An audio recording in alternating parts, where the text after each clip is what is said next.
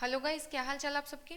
देखो, SSC CGL 2020 के लिए अभी बहुत टाइम है, लेकिन आपको ये टाइम ये सोच के बिल्कुल नहीं गंवाना है कि नोटिफिकेशन आ जाए उसके बाद पढ़ाई स्टार्ट करेंगे। ऐसा बिल्कुल भी नहीं करना है। आपको अभी से अपनी तैयारी में लग जाना है और आपको अपनी तैयारी इस तरीके से करनी है, अपनी प्रिपरेशन, कि आप एक ही अटेम्प्ट में एसएससी सीजीएल क्रैक कर सको। ओके, इस वीडियो में मैं आपको बताने वाली हूँ book list based on latest TCS pattern.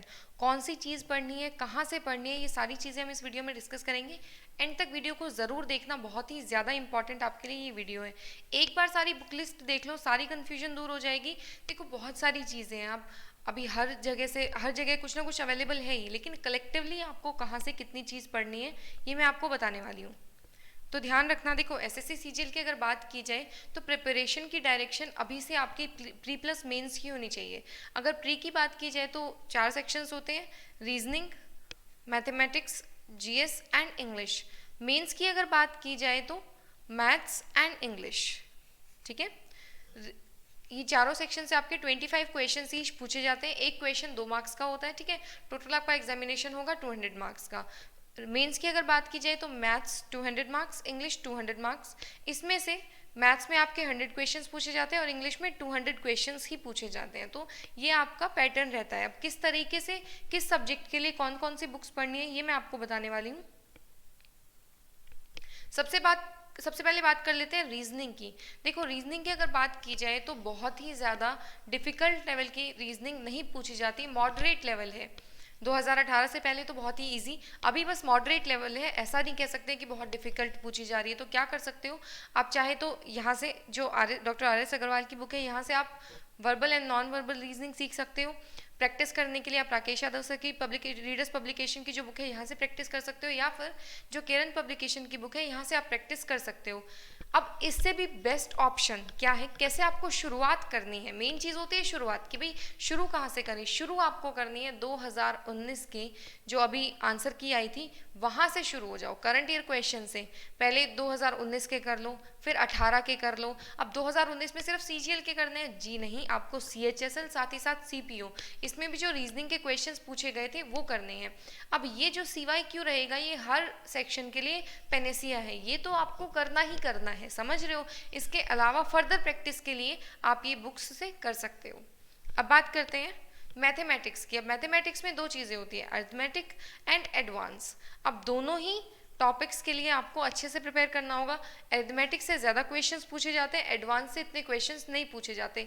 हालांकि आपकी कमांड दोनों पे होनी चाहिए। यहाँ पे आपको सबसे ज़्यादा मेहनत की ज़रूरत है। ये वो एक सेक्शन है, ये वो एक सब्जेक्ट है जहाँ पे आपको सबसे ज़्यादा मेहनत की ज़रूरत है, क्योंकि ये प्री में भी पूछा जाना है और मेन्स में। तो अभी से अपनी जो प्रिपरेशन का लेवल है वो आप मेंस का रखो, क्योंकि अगर मेंस लेवल तक के लिए प्रिपेयर कर लिया तो प्री के तो कर ही लोगे।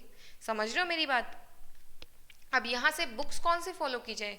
देखो, आप यहाँ से जो राकेश यादव सर की एडमेटिक के लिए बुक है वो फॉलो कर सकते हो, क्लास नोट्स, जिसमें एडमेटिक एंड एडवांस दोनों हैं। एडवांस के लिए पर्टिकुलरली जो एडवांस मैथ्स की बुक है वो फॉलो कर सकते हो, या जो अभिनय सर की प्ले विद एडवांस मैथ्स है, ये बुक्स आप फॉलो कर सकते हो। ये तो आपको करनी ही करनी है। देखो, प्रैक्टिस के लिए जो किरण की बुक आती है उसमें जो प्रीवियस ईयर क्वेश्चन है वो भी आप कर सकते हो। तो डिपेंड करेगा। अब यहाँ पे अगर इस बुक की बात की जाए तो आपको क्वेश्चन मिल ही जाएंगे। Getting my point. अगेन एक क्वेश्चन रहता है कि मैम शुरुआत कहाँ से करें। देखो, आप अगर किसी भी पर्टिकुलर एजुकेटर को फॉलो कर रहे हो तो वहाँ से आप मेथड सीख सकते हो और उसके बाद यहाँ से प्रैक्टिस कर सकते हो। प्रैक्टिस तो जितनी की जाए उतनी कम है। अब देखो, टारगेट आपका ज़रूर रहना चाहिए मेंस का। अपनी प्रिपरेशन आप रखो मेंस लेवल की, और शुरुआत कहाँ से करो। शुरुआत अगेन आपको जो 2019 के सीजीएल प्री की जो आंसर कीज आई हैं उन पेपर से करनी है। यहाँ से शुरू हो जाओ, ठीक है। फिर सीएचएसएल, फिर सीपीओ, इस तरीके से करते चलो। 2019 के कर लिए, फिर 2018 के कर लिए। इस तरीके से आपको क्वेश्चंस करना है, 2018 के भी, प्री के भी और मेंस के भी। अगर ये सारी चीज़ें आप कर लेते तो एक अच्छे लेवल पे आपकी जो है प्रिपरेशन हो जाएगी मैथ्स को लेके। उसके बाद प्रैक्टिस करनी है। और मैथ्स देखो एक ऐसा सब्जेक्ट है, अगर आपने एक बार तरीके से बेसिक्स से चीज़ें सीख ली तो बस फिर प्रैक्टिस है। ऐसा नहीं होता है कि बार बार वो चीज़ को करते रहो।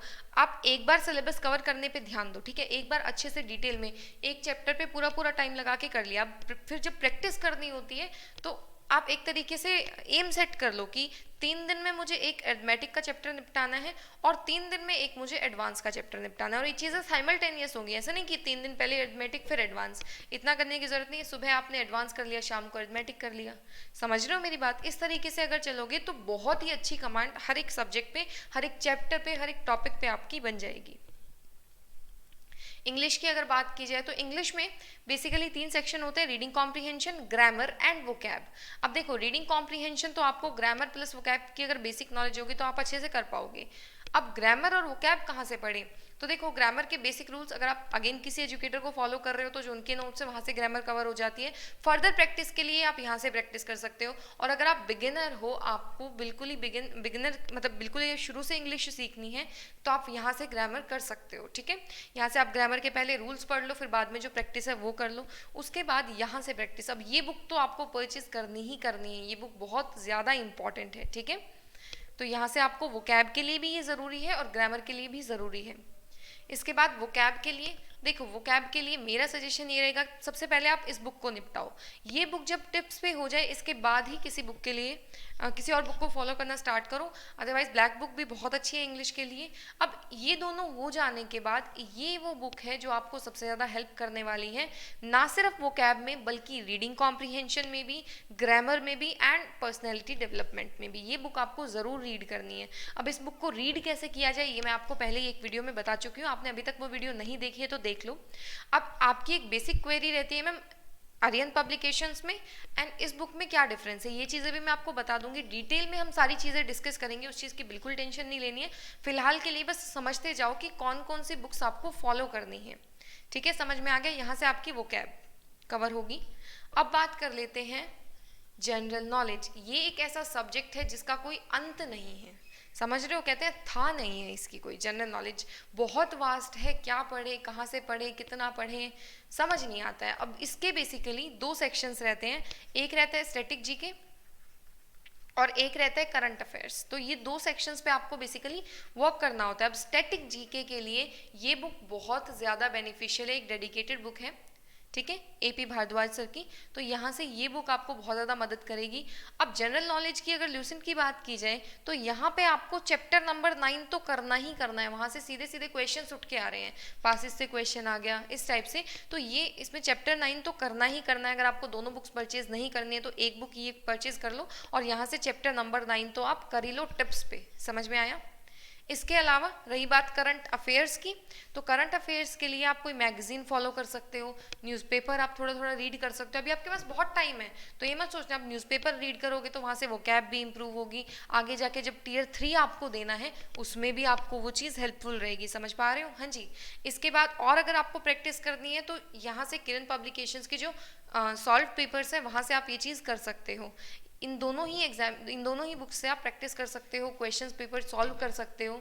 ठीक है, इसके अलावा फिर अगेन एक सोल्यूशन रहेगा, भाई करंट ईयर क्वेश्चन को तो आप पेनेसिया मान के चलो। ये चीज़ तो आप यूँ समझ लो कि करनी ही करनी है हर हालत में। सबसे पहले इनफैक्ट मैं तो कहूँगी शुरुआत ही यहीं से करो। देखो, कोई भी करंट ईयर क्वेश्चन का से 2019 प्री का कोई भी एक मॉक टेस्ट, कोई भी एक पेपर उठा लो और अपने लेवल पे उसको अटेम्प्ट करो।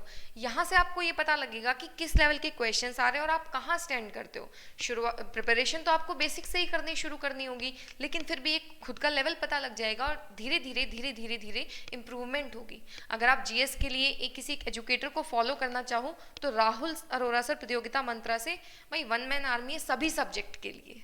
जीएस के जितने भी सब्जेक्ट्स हैं, हिस्ट्री, पॉलिटी, साइंस के जितने भी टॉपिक्स हो जाएंगे, करंट अफेयर्स, सबके लिए राहुल सर आपको अच्छे से प्रिपेयर करा देंगे। इसके अलावा हमने 12 टॉपिक्स की 12 मोस्ट इंपॉर्टेंट टॉपिक्स की एक लिस्ट भी दी है आपको, वो भी आप वीडियो देख लेना, वहाँ से आपको ये पता लगेगा कि जीएस में क्या क्या एक्चुअल में पूछा जा रहा है। तो अगर आप इन सभी बुक्स को अच्छे से फॉलो करोगे तो आपकी प्रिपरेशन बहुत ही अच्छे लेवल पे हो जाएगी। और अभी से ये चीज़ को ध्यान रखना कि प्री के लिए प्रिपेयर नहीं करना है, आपको एग्जामिनेशन क्रैक करने के लिए पढ़ना है। ये मत सोचना कि हाँ जी प्री क्लियर करना है बस बात खत्म, बिल्कुल नहीं। एक्सपीरियंस नहीं लेना है आपको पढ़ना है एग्जाम क्लियर करने के लिए। आपको प्री के बाद मेंस देना है, मेंस के बाद टियर 3 देना है, उसके बाद टाइपिंग। समझ रहे हो मेरी बात? तो अभी से अपने प्रिपरेशन का लेवल आप प्री प्लस मेंस का रखो। और अभी का जो टाइम है, अभी की जो सिचुएशन है उसके मद्देनजर अभी सभी लोग घर पे हो तो कुछ और वैसे भी नहीं कर सकते, बाहर जाना नहीं है, किसी तरीके का कोई डिस्ट्रैक्शन नहीं है।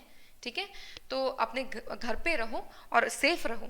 दूसरी बात, ये करंट ईयर क्वेश्चंस यहाँ पे मैंने लिखा है, ये चीज़ बहुत ज़्यादा इंपॉर्टेंट है। ये मैंने आपको हर सेक्शन में बताया है कि करंट ईयर क्वेश्चंस तो पैनेसिया हैं हर चीज़ के लिए, हर सब्जेक्ट के लिए, मैथ्स हो, रीजनिंग हो, इंग्लिश हो, जनरल अवेयरनेस हो, सभी चीज़ के लिए जो करंट ईयर क्वेश्चंस है ये तो आपको करने ही करने हैं। ये तो प्रॉपर नोट्स बना लो अलग से जिसमें लिख लेना ऊपर कि करंट ईयर क्वेश्चंस। अब करंट ईयर क्वेश्चन से मेरा मतलब क्या है? करंट ईयर क्वेश्चन से मेरा मतलब है वो एग्जामिनेशन जो टीसीएस ने कंडक्ट कराए हैं। भाई टीसीएस के कंडक्ट कराने के बाद जब से टीसीएस आई है बहुत सारी चीज़ों में चेंजेस देखने मिले हैं। इंग्लिश की अगर बात की जाए तो इंग्लिश का लेवल बहुत ही कम हो गया है। अब लेवल कम होने का क्या मतलब है?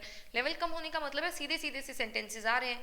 मैथ्स की बात कर लो, एडवांस कम हो गया है, एरिथमेटिक ज़्यादा पूछा जा रहा है, और एरिथमेटिक में भी कैलकुलेशंस, समझ रहे हो मेरी बात? तो बहुत ज़्यादा चेंजेस तो ऑफकोर्स आए ही हैं, इसीलिए मैं आपको करंट ईयर क्वेश्चन से स्टार्ट करने का जो है सजेशन देती हूँ। ठीक है, यहाँ से स्टार्ट करो, ऐसे चलो, पहले 2019 के कर लिए, फिर 2018 के कर लिए, इस तरीके से 17 के कर लिए, फिर 16 के कर लिए, इस तरीके से चलो। समझ रहे हो?